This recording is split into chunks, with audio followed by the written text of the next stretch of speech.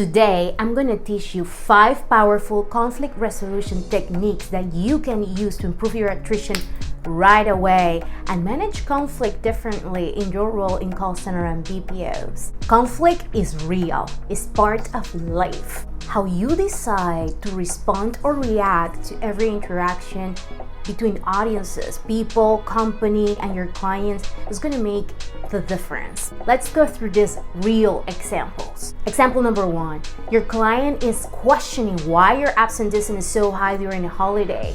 Nobody talked to this person, nobody explained what was going on. And you, your manager, your supervisor, decide to disappear.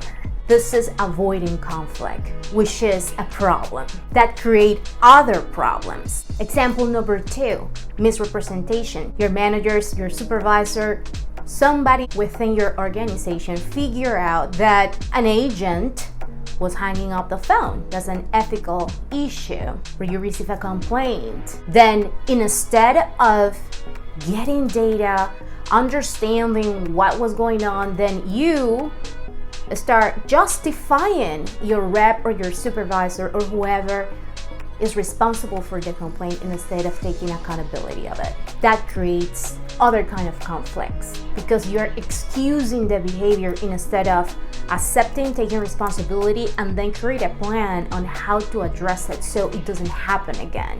Are you following me? Example number 3. One of your managers is constantly logging late for meetings, if it's virtual, or going late in-person meeting, and that manager is the one responsible to host the meeting. That needs to be addressed. Remember, what you tolerate is going to be a repetitive cycle if you don't address it immediately. It would magically change. These are few real examples so you see how easy conflict can be created when you or your team members have an ineffective communication model that can impact directly attrition, morale, engagement, performance. At the end of the day, conflict is part of life. But the way you manage those, the techniques that you use to dive into those is going to make the difference between you and your next level you. The first step in our techniques is accept the conflict. Do not avoid the conflict. It's simple, and yes, it's part of the technique. You have to sit down, stop, and accept that something is not right. And why do you think it's this? If you don't accept it, you cannot fix it. So what do you do instead? You pause, stop, gather all the information, and understand without your opinion what is really the conflict, who is impacted. Okay? Technique number 2, clarify what is really the problem, the issue, or the circumstance. Do not assume. That's a huge mistake that people make all the time. We assume sometimes things, and that can create a lot of problems. So what do you do instead? You do your homework. Isolate the person from the behavior. So let's say that, for example, the manager is going late on every meeting that is hosted. Probably it's not every meeting. So gather the data, specific data. How many meetings in the last week this manager has been late? Understand the facts, the real problem, and how is that impacting the client perception of not only that manager but the company. Remember that everything we do as a team impact the reputation of our company, the company that we work with. We are partners. We have partners in our industry. So you have to be very careful, okay? Also, it's important that you understand if it's actually perception or if it is a reality. Sometimes people can make a big deal out of very little things. Some other people make a lot of noise. So you need to isolate again. Have clarity on what is the real problem, the situation, the impact of that situation. This is gonna expand your perception into things in a 360 way. Most of the people have the tendency of react instead of respond. respond to situations, and that escalates certain things easily and unnecessarily. So stop and clarify your facts. Technique and step number 3, identify the who. Who is this conflict with? Which ones are the parties involved? Is it the client with the manager, the director, the VP? Is it a country? Is it a line of business? Is it something specific that the manager, the supervisor is not doing that is making this person feel like you cannot trust that person? Let's say, the manager that is logging late all the time.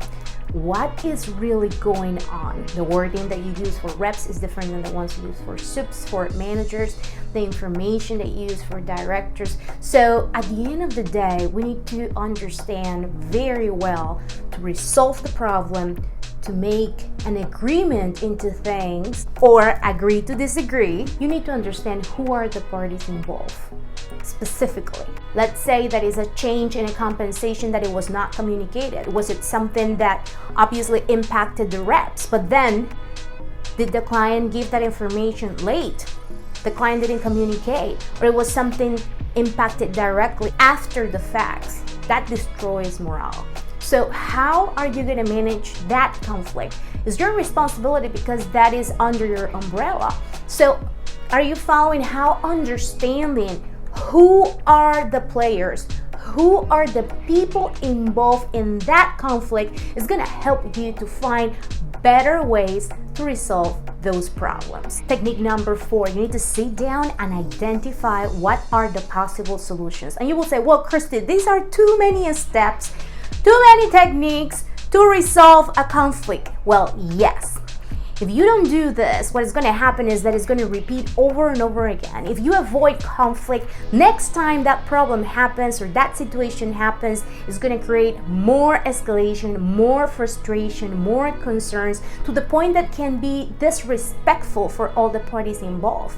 Let's say that is a supervisor that is yelling on the floor because he's having a bad day, doesn't have emotional intelligence regulation methodologies. By the way, if you haven't watched my video, make sure you do, because we have different strategies that you can use, or your supervisors and managers can use, to drive those behaviors and manage them differently. So you can create, instead of a toxic environment, a healthy environment. But let's go back to the same example. So this supervisor is constantly yelling on the floor when it's upset. Oh yeah, my boss is